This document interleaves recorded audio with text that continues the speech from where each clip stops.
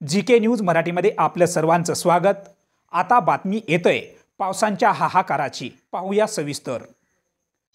नांदेड जिल्ह्यातील विविध भागांमध्ये ढगफुटी दृश्य पाऊस झालाय।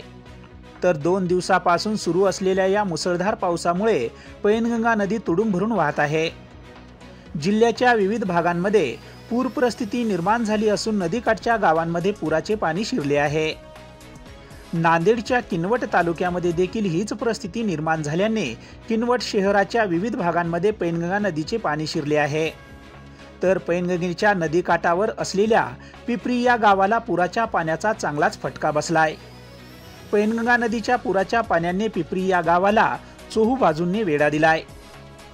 या भागातील सर्व पिके पाण्याखाली गेली असून पिकांचे मोठ्या प्रमाणात नुकसान झाले आहे, अशी माहिती येथील नागरिकांनी दिली आहे।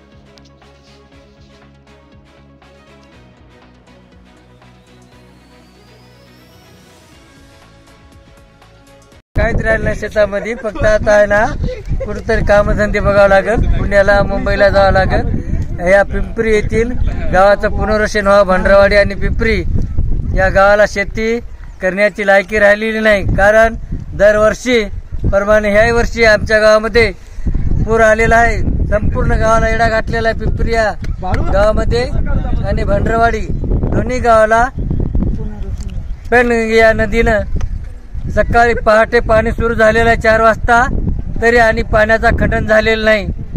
पाऊस चालूच आहे या ठिकाणी, तरी आमदार साहेबांनी या पाण्याची आमच्या गावाची शेतीची आणि दखल घ्यावी।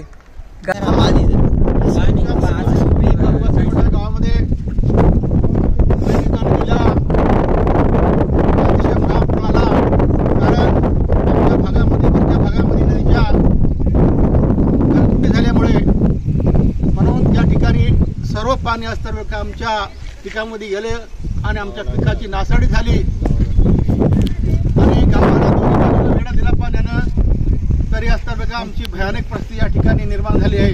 म्हणून आमची आदरणीय आमदार साहेबांना विनंती आहे की आपण तहसीलदार साहेबांना निवेदन करून, एडीओ साहेबांना निवेदन करून आमच्या गावाला भेट देऊन आमच्या शेतीचा विचार करून आमच्या असताना सर्व लोकांचा विचार करून आम्हाला ताबडतोब असताना न्याय द्यावा।